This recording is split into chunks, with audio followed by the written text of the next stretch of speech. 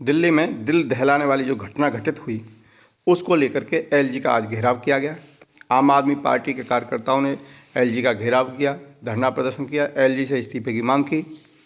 सैकड़ों की संख्या में लोग थे। विचित्र बात ये होती है, तमाम इस तरह की घटनाएं घटी जाती हैं, तमाम कैंडल मार्च होता है, पूरा देश निकलता है। जब पूरा देश इन सब चीज़ों के बचाव में, सुरक्षा में निकलता है, उनकी वकालत करता है, तो आखिर इस तरह के दरिंदे आते कहाँ से हैं? पूरा देश जब साफ सुथरा है, पूरे देश के लोग ठीक हैं, तो ये दरिंदे किसकी पैदाइश है? इन दरिंदों को किस तरह के माँ बाप शिक्षा देते हैं और किस तरह के माँ बापों ने इनको पाला पोसा है? ये सोचने वाली बात है, विषय है सोचने का, क्योंकि अब तक एक नहीं अनेकों ऐसी घटनाएं हो चुकी हैं जो लड़कियों के साथ में, महिलाओं के साथ में, तमाम तरह की इस तरह की घटनाएं आज तक देखने को मिली। जब पूरा देश खड़ा होता है, कैंडल मार्च करता है, धरना प्रदर्शन करता है, तमाम संगठन उतर आते हैं सड़क पर, तो ये संतानें हैं किसकी?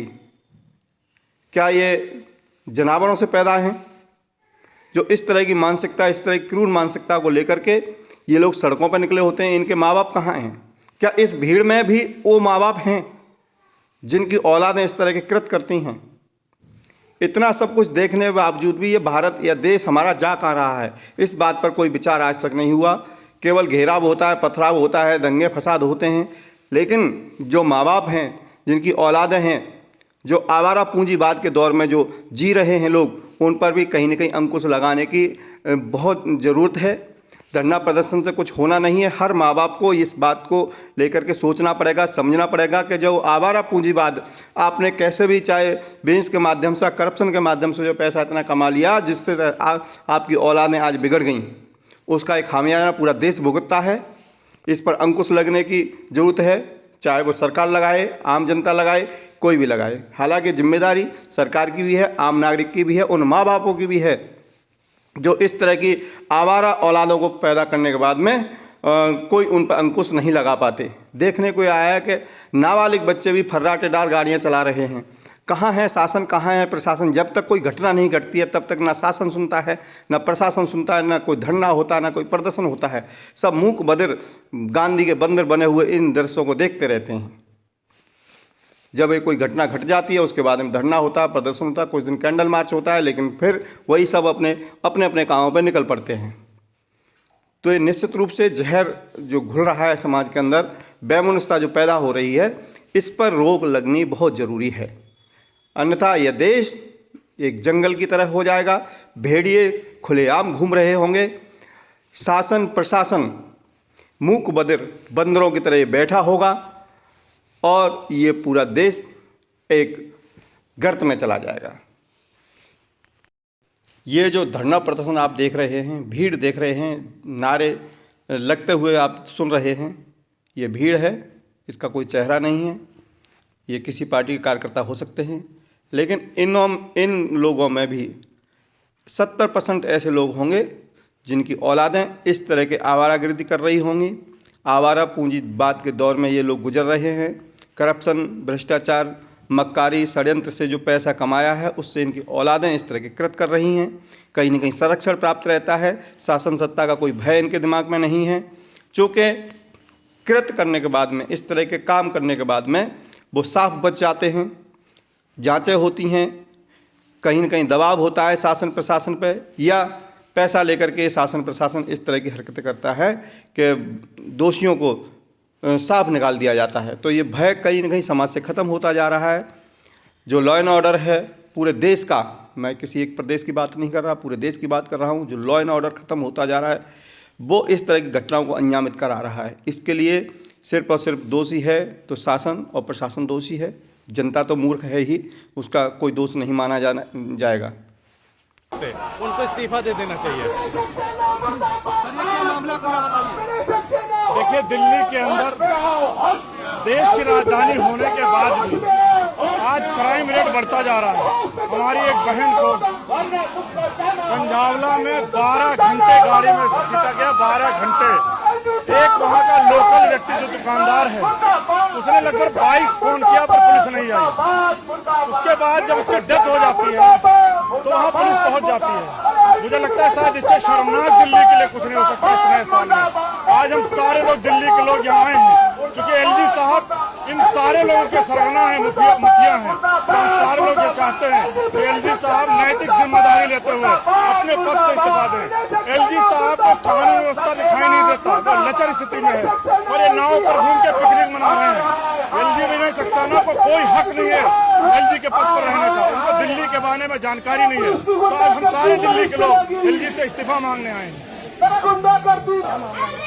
देखिए, ये कल जो घटना है उसमें वहाँ जो चश्मदीद गवाह है उसने बोला कि 22 बार पुलिस को फोन किया, 22 बार फोन करने के बाद भी पुलिस वहाँ नहीं पहुँची। जब दिल्ली में दिल्ली की बेटियां सुरक्षित नहीं है, ऐसा क्यों है कि पुलिस कभी भी टाइम पे नहीं पहुँचती? पुलिस जो एलजी साहब हैं वो पुलिस के लीडर हैं और एलजी साहब को इस्तीफा देना चाहिए कि दिल्ली में इतनी बड़ी घटना हुई है, 22 बार फोन करने पे पुलिस वहां नहीं पहुंची और उसमें भारतीय जनता पार्टी के लीडर इन्वॉल्व हैं।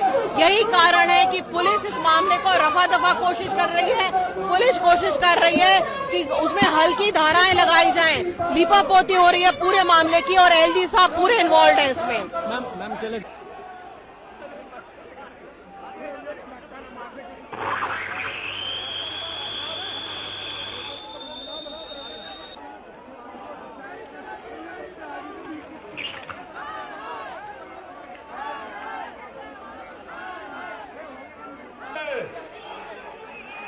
सक्सेना डरता है, अभिनय सक्सेना डरता है, अभिनय सक्सेना डरता है, अभिनय सक्सेना। क्या मामला बताइए। देखिए, जिस तरह से उस बच्ची की निर्मम हत्या की गई है और जिस तरह से पुलिस की निष्क्रियता दिख रही है, एलजी साहब की चुप्पी ये दर्शाता है कि एलजी साहब दिल्ली को जंगल राज बनाना चाहते हैं। एक बात बताइए आप, जिस तरह की ये घटना हुई, दिल्ली की जनता स्तब्ध है, लोगों के रूह कांप जाए। एलजी साहब इंसान तो हो, भारतीय जनता पार्टी के एजेंट की तरह काम करते करते इतने गिर गए आप कि आज उस बच्ची को न्याय नहीं मिल पा रहा है। एक बात बताइए कि आज ये कहा जा रहा है कि उसमें एक व्यक्ति भारतीय जनता पार्टी का कार्य करता है। ये चुप्पी आपकी इसलिए क्योंकि भारतीय जनता पार्टी कार्य करता है। तो आज दिल्ली की जनता सड़कों पर आकर के आज ये मांग कर रही है और हम भी मांग कर रहे हैं कि विनय सक्सेना को दिल्ली का एलजी बनने का अधिकार नहीं है। विनय सक्सेना इस्तीफा दे, क्योंकि अगर थोड़ी सी भी आपको इंसानियत बचा हो, थोड़ी सी भी शर्मिंदगी हो, तो इतनी बड़ी घटना होने के बाद आप कुछ ना कर पाए हो, आपको तुरंत इस्तीफा देना चाहिए था। सक्सेना मुर्दाबाद, अभिनय सक्सेना मुर्दाबाद, अभिनय सक्सेना डरता है, उन्हें सक्सेना डरता है, पुलिस को क्या करता है, सक्सेना डरता है, पुलिस को क्या करता है, अभिनय सक्सेना डरता है, अभिनय सक्सेना डरता है, अभिनय सक्सेना डरता है, अभिनय सक्सेना डरता है, अभिनय सक्सेना आगे आ जाओ, सारे लोग आगे आ जाओ।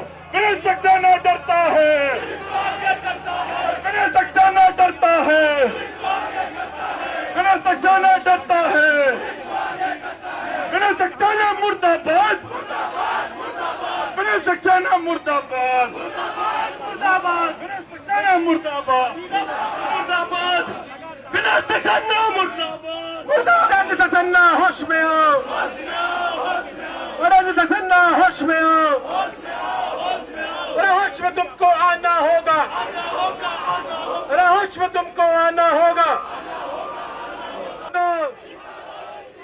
रंग दसन्ना हाय हाय, रंग दसन्ना हाय हाय, रंग दसन्ना हाय हाय, रंग दसन्ना हाय हाय, रंग दसन्ना होश में आओ, रंग दसन्ना होश में आओ।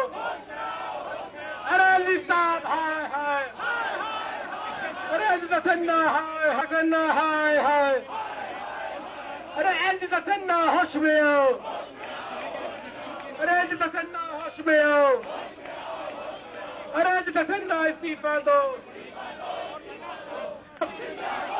इंकलाब वंदे वंदे दसन्ना हाय हाय।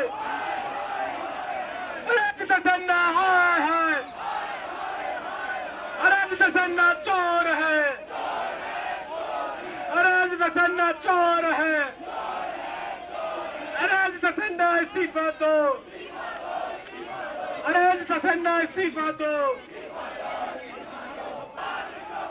अरे साहब बाहर निकलो। अरे दसन्ना हाय हाय। अरे दसन्ना हाय हाय। अरे दसन्ना हाय हाय।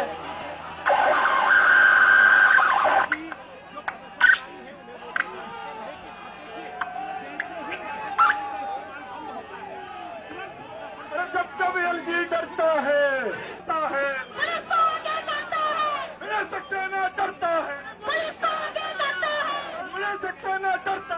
अरे वोटर का राज चलाता है। मेरा सक्सेना डरता है। मेरा सक्सेना डरता है।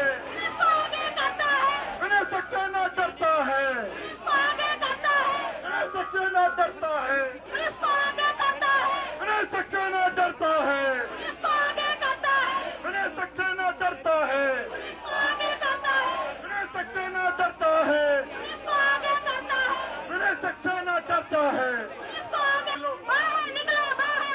अरे जी साहब गायब है।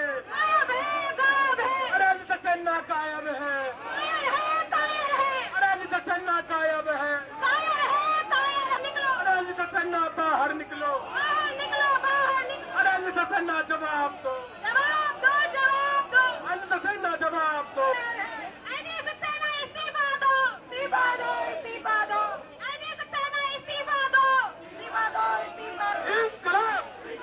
इंकलाब इंकलाब। अरे सक्सेना हाय हाय। अरे सक्सेना हाय हाय। अरे थोड़ा बाहर आओ।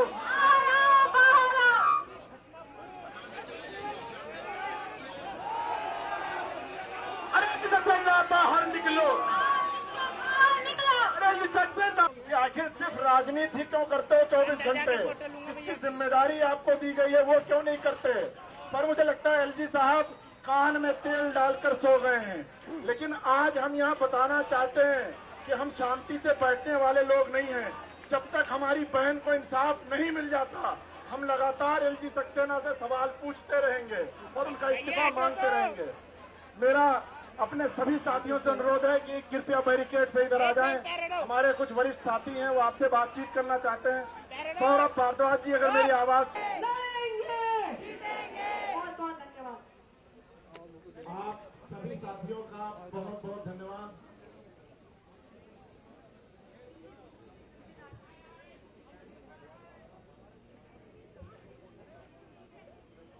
यहाँ जितने भी साथी आए हैं मुझे पता है कि सारे लोग भीगे हुए हैं और आप सब लोग यहाँ से घर जाएंगे, कपड़ा चेंज करेंगे लेकिन सुकून से नहीं बैठेंगे। ये लड़ाई लंबी है, इसको लड़ना है जब तक हमारी बहन को इंसाफ नहीं हो जाता। तो बहुत बहुत धन्यवाद आप सबका।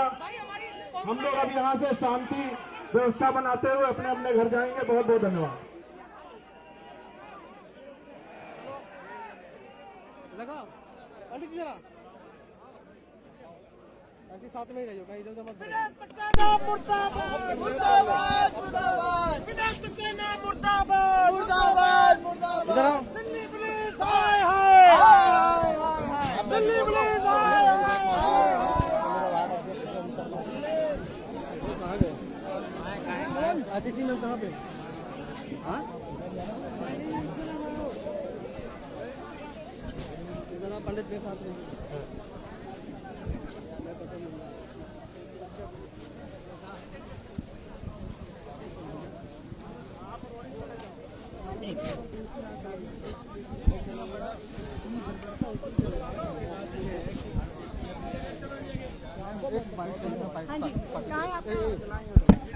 माइक आपका रिपोर्टर कहाँ है? दे रही हो देखिए आज हम एलजी विनय सक्सेना जी के ऑफिस के बाहर प्रदर्शन कर रहे हैं क्योंकि दिल्ली की बहनें, दिल्ली की बेटियां, दिल्ली की महिलाएं दिल्ली में सुरक्षित नहीं हैं। दिल्ली की एक बेटी के साथ हिंसा हो जाती है, इतनी दरिंदगी हो जाती है, लेकिन एलजी साहब को कोई चिंता नहीं है। एलजी साहब के पास सिर्फ एक काम है, अरविंद केजरीवाल जी के काम को रोकने का काम।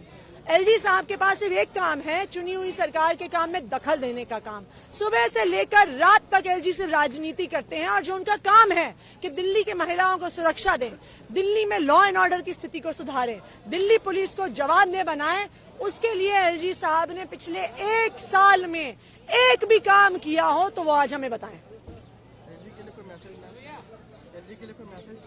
हम एलजी साहब से ये कहना चाहेंगे कि अगर आप दिल्ली की बेटियों को सुरक्षा नहीं दे सकते हैं तो अपनी कुर्सी खाली करें और इस्तीफा दें।